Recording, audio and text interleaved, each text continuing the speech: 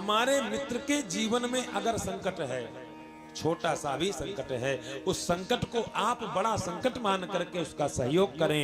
अगर आपके जीवन में कोई बड़ा संकट भी है तो प्रयास करें कि अपने मित्र के जीवन से छिप जाए। अगर आपके मित्र को पता चलेगा तो आपका मित्र परेशान हो जाएगा। मित्रता कैसी होनी चाहिए? बाबा गोस्वामी मानस में कहते हैं, क्या दर्शन आया मानस में, जेन मित्र दुख हो ही दुखारी। जो अपने मित्र के दुख को देख करके मजा लेता है, बाबा गोस्वामी कहते हैं, तिनहि विलोकत पातक भारी। ऐसे लोगों की तो शकल देखने का पाप है। इसलिए मैं हमेशा कहता हूं, 100 की जगह एक बनाओ, लेकिन पुष्ट बनाओ। ज्यादा भीड़ कभी काम नहीं आती। अगर काम आएगा तो जीवन में कभी कोई एक सुदामा के जीवन में कृष्ण जैसा होगा, दुर्योधन के जीवन में कर्ण जैसा होगा। मित्रता ऐसे ही होनी चाहिए। ये मित्रता की परिभाषा है। हमारा मित्र क्या हो?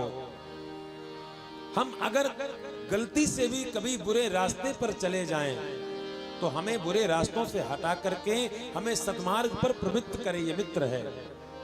अच्छा, आजकल ऐसे मित्र देखने में मिलते हैं। ऐसे मित्र मिल जाएंगे कि आप बीड़ी नहीं पीते होंगे तो आपको बीड़ी पकड़ा करके फूंक मारना सिखा दे। लेकिन ऐसे मित्र बहुत कम मिलते हैं बंधुओं, जो आपको कहें भैया आओ चलें आज यमरेही नाथ के दर्शन कर लो। ऐसे मित्रों की बड़ी कमी है दुनिया में। और सच बात कहें तो दुनिया में सब चीज में बढ़ोतरी हुई है, लेकिन केवल अच्छे रिश्तों की गिरावट आई है।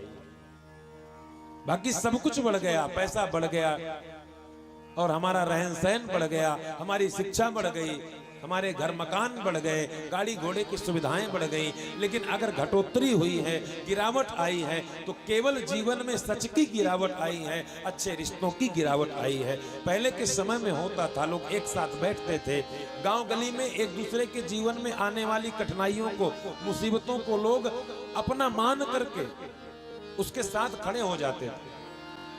अब तो भैया आपके जीवन में, आपके दरवाजे में आपको कोई आकर के कोई आतताई व्यक्ति सता रहा है तो दूसरा बगल से देखेगा झांक, गाली ही दे रहा है कि मार भी रहा है।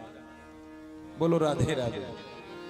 तो महाराज, जीवन में 100 नहीं, केवल एक बनाइए, लेकिन मित्र ऐसा बनाइए जो आपके जीवन में जितनी भी बुराइयां हैं उन बुराइयों को हटा दे, सारे दोषों को अस्त कर दे। उसे दोस्त कहते हैं। बस ऐसा ही एक दोस्त होना चाहिए।